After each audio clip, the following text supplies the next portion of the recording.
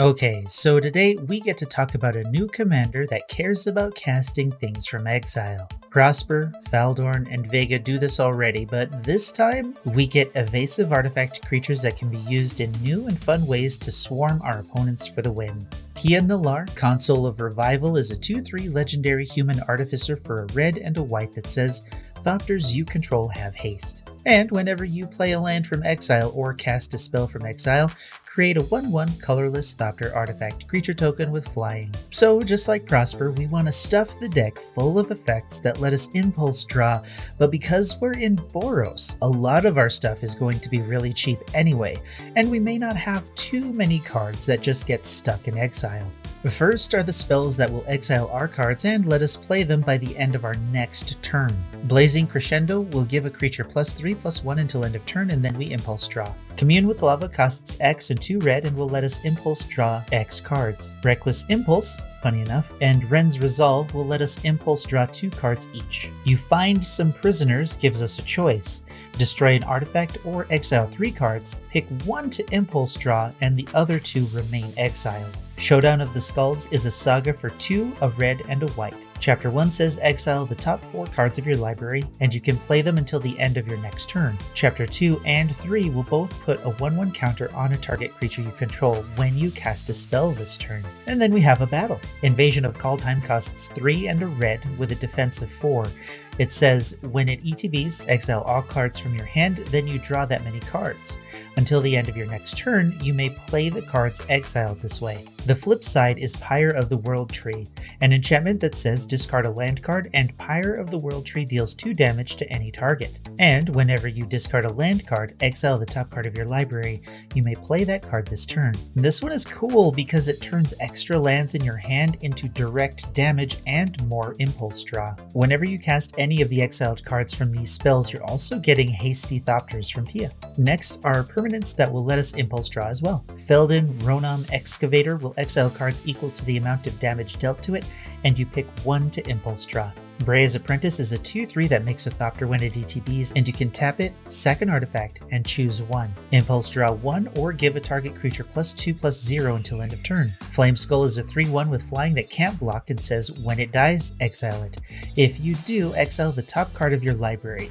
Until the end of your next turn, you may play 1 of those cards, either Flame Skull or the impulsed card. Furious Rise will exile a card at the beginning of your end step if you control a creature with power 4 or greater, and you can play that card until you exile another card with Furious Rise. Layla, the Blade Reforged, is a 2/2 with haste for 2 and a red that says whenever it attacks, exile the top card of your library, and you can play that card this turn. Then, whenever 1 or more cards are put into exile from your library and or graveyard, put a 1/1 counter on Layla. Stromkirk Occultist will impulse draw 1 card for the turn when it deals combat damage to a player. Atsushi the Blazing Sky will impulse draw 2 cards until the end of your next turn or create 3 treasures when it dies. Commander Liara Portier is a 5/3 that says whenever you attack, spells you cast from exile this turn cost X less to cast, where X is the number of players being attacked. Because of all of the thopters we'll be making, this is easily going to be 3 every single turn.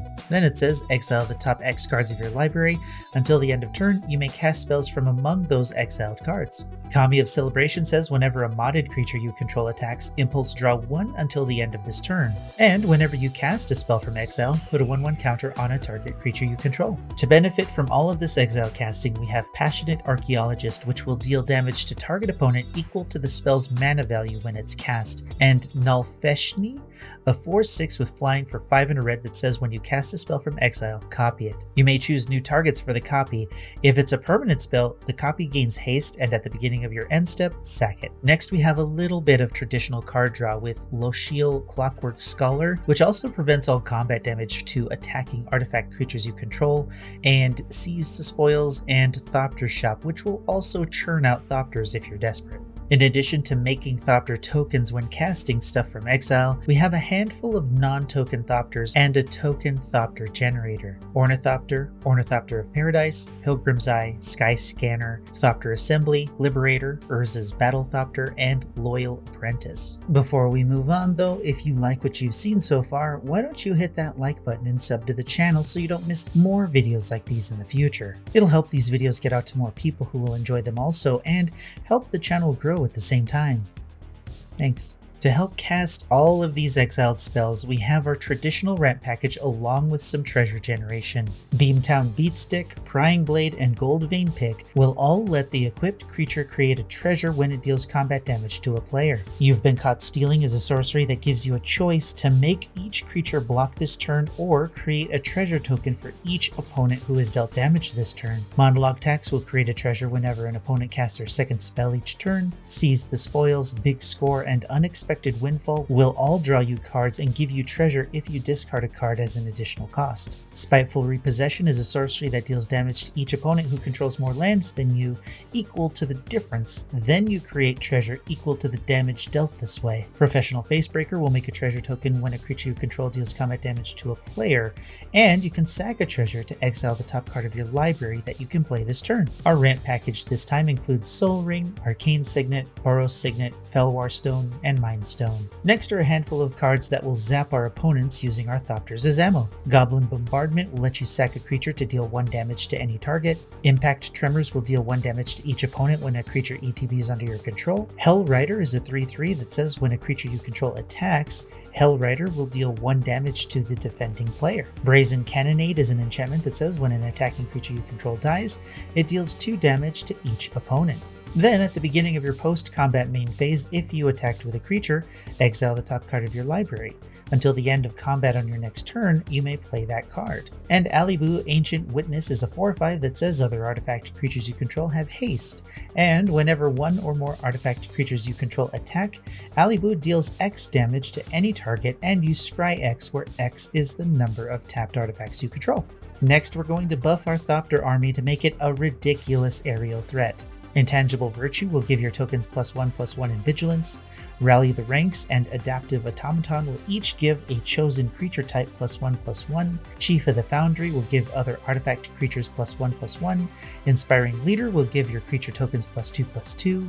Master Trinketeer will give servos and thopters +1/+1, and if you're really desperate, you can pay 3 and a white to make a servo. Tempered Steel will give your artifact creatures +2/+2, and Invasion of Gobakhan is a battle for 1 and a white with a defense of 3 that will exile a card from an opponent's hand, giving it a tax of 2 mana if they want to cast it. Its backside says, at the beginning of your end step, put a 1/1 counter on each creature that attacked this turn. Then if you need to, you can sack it to give your creatures hexproof and indestructible until end of turn. And finally, Brave the Sands, which will give your creatures vigilance and let each of them block an additional creature as some additional defense. We have a tiny bit of removal with Outflank, Outnumber, and Kabira Takedown, which will all deal damage to a target creature equal to the number of creatures you control. Surge of Protection is our only protection spell. It says you and permanents you control gain hexproof until end of turn. Prevent all damage that black and or red sources would deal to creatures you control this turn.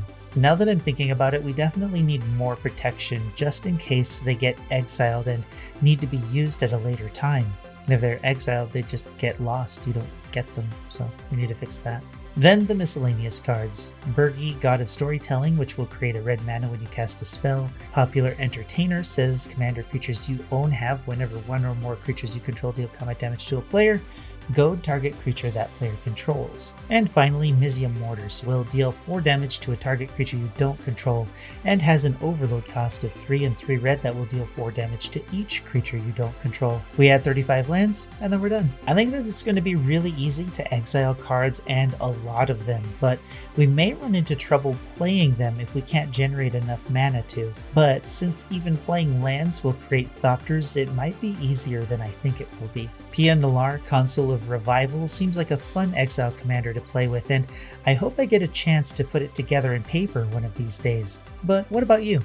Let me know what you think of Pia Nalaar, Consul of Revival in the comments, and what you would do differently with the deck.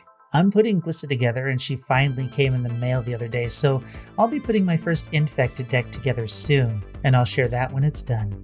But anyway, like the video if you liked the video, dislike it if you disliked it, and until next time, I'm Space Coconut, and you're welcome.